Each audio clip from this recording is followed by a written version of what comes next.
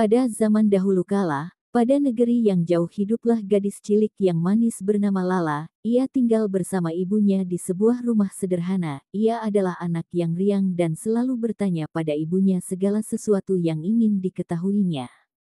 "Bu, cahaya-cahaya kecil di langit itu apa?" tanya Lala. "Itu adalah bintang.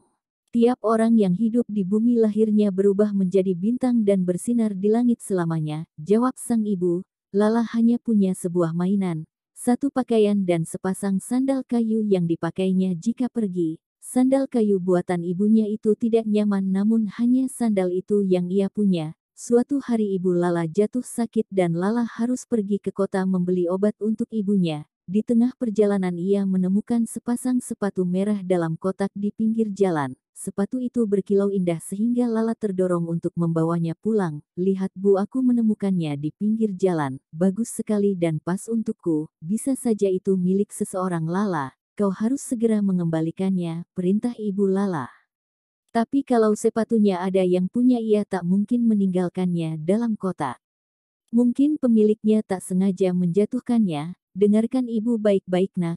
Ibu belum bisa membelikanmu sepatu baru sekarang, tapi ibu tak mengizinkan kamu memakai sepatu milik orang lain. Janganlah keras kepala.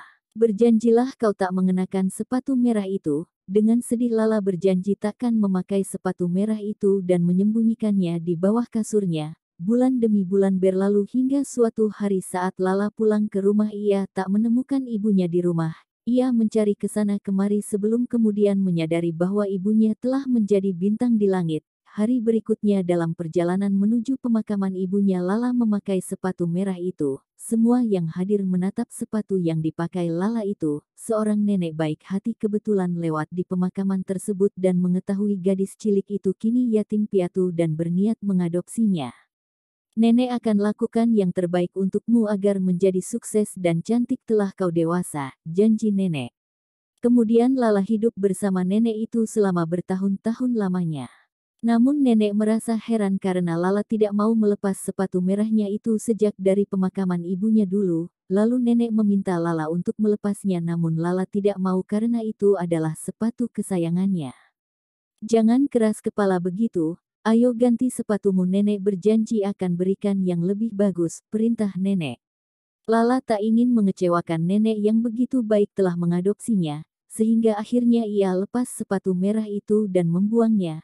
Hari demi hari berganti. Suatu hari saat Lala bermain di kamar barunya dengan baju dan mainan baru, nenek membelikannya sepasang sepatu baru, namun karena Lala tak menyukainya, ia tak mau memakainya. Tahun-tahun berikutnya Lala sangat merindukan sepatu merahnya. Ia tumbuh menjadi gadis yang cantik, namun sifat keras kepalanya tak berubah bahkan saat sang nenek memberikannya hadiah. "Aku tak mau memakai benda ini," ucap Lala. "Tapi nenek merajutnya untukmu," ucap nenek.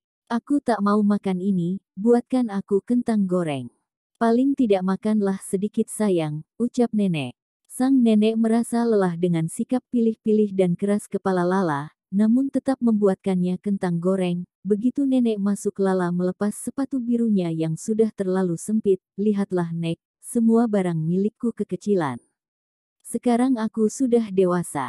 Ayolah kalau begitu kita beli baju dan sepatu baru untukmu," ajak nenek. Lalu sang nenek dan Lala pergi ke toko. "Lihat itu, mirip sepatu merah kesayanganku. Aku harus memilikinya," ucap Lala. Nenek hanya bisa pasrah dan akhirnya membelikan sepasang sepatu hitam dan merah untuk Lala.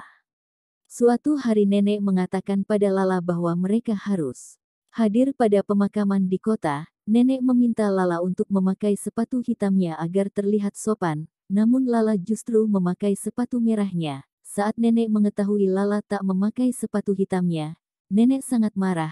Tiba-tiba sepatu merah Lala bergerak-bergerak terus-menerus dan tidak mau berhenti. Sepatu itu membawa Lala sampai masuk ke dalam hutan melewati semak berduri sampai kaki Lala kesakitan. Akhirnya Lala berucap untuk tidak menjadi anak yang keras kepala lagi dan tiba-tiba sepatu itu terlepas dengan sendirinya dan Lala bisa terbebas dari sepatu merah itu.